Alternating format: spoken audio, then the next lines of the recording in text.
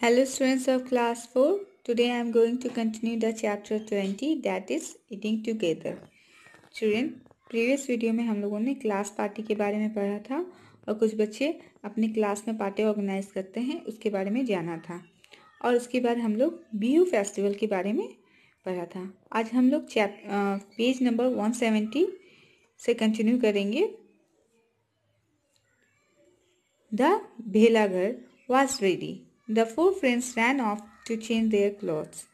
Soon all the people in the village got together at one place. The women were dressed in pat and muga mikala chadar.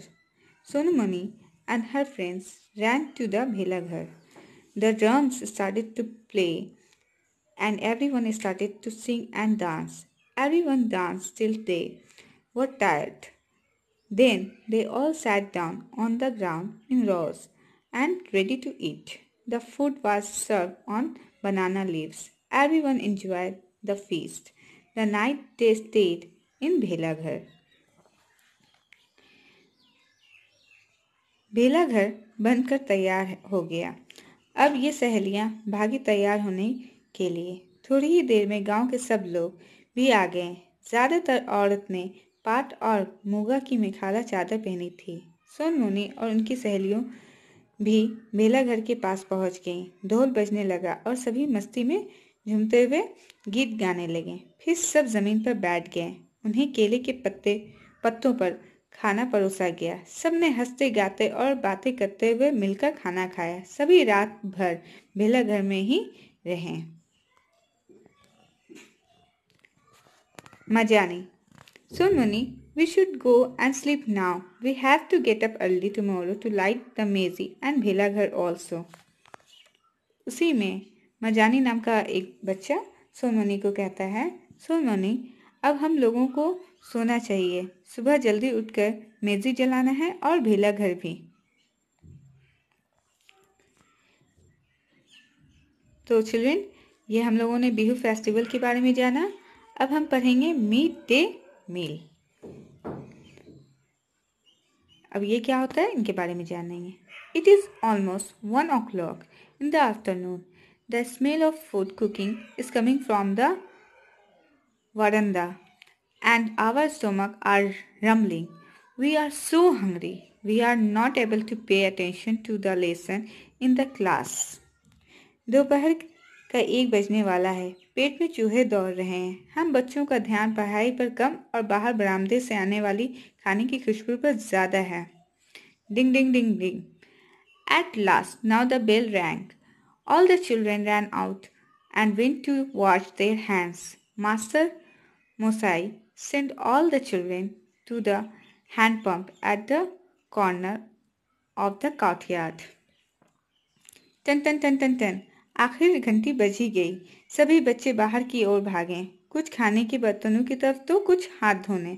Master Moshai ने सभी को आंगन के कोने में लगे पानी के हैंडपंप की तरफ भेजा। आनंदो, see that everyone washes their hands properly, he called.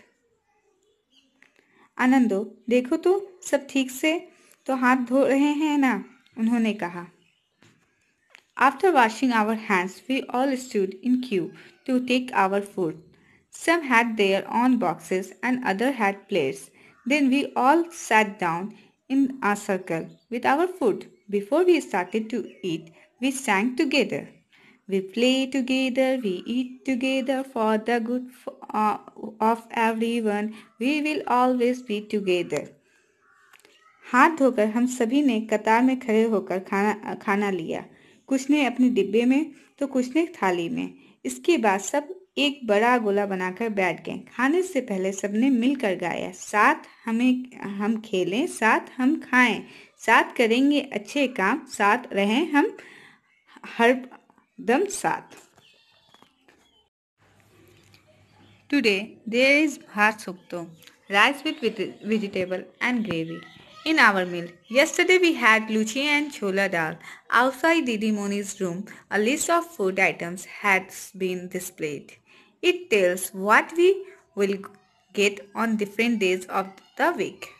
Would it not be wonderful if On some days, we got an extra treat, maybe something sweet. हफ्ते के हर दिन दोपहर के खाने में क्या मिलेगा या दीदी मोनी के ऑफिस के बाहर लिखा होता है। कभी भात सुख्तो चावल और रसे वाली सब्जी, तो कभी लूची और छोला दाल, कभी मिष्टी मिल जाए तो क्या मज़े।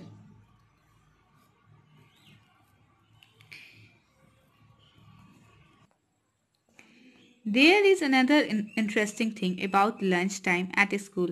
Every day we change our places in the circle and sit next to a different child. I really like this because I can meet new children and make new friends.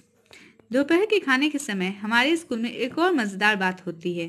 गोले में रोज़ जगह बदलकर अलग अलग बच्चों के साथ बैठना होता है। मुझे यह बहुत अच्छा लगता है। कई बच्चों से पहचान हो जाती है और कई नए दोस्त भी बन जाते हैं। The food was not always very nice. Sometimes rice was of poor quality, sometimes it was not properly cooked. Some parents did not like their children to eat such food. पहले कभी कभी भात में कंकर होते थे तो कभी दाल कच्ची। तब लोगों ने कहा हमारे बच्चे ऐसा खाना नहीं खाएंगे। Didi Moni explained to them it was everyone's duty to make sure that the children got fresh, hot and properly cooked food. Also make sure that every child gets afternoon meal regularly. The parents also decided to help. दीदी मुनी ने समझाया हम सभी को मिलकर देखना चाहिए कि खाना साफ सुथरा ठीक से पका हुआ, गर्म और ताज़ा हो।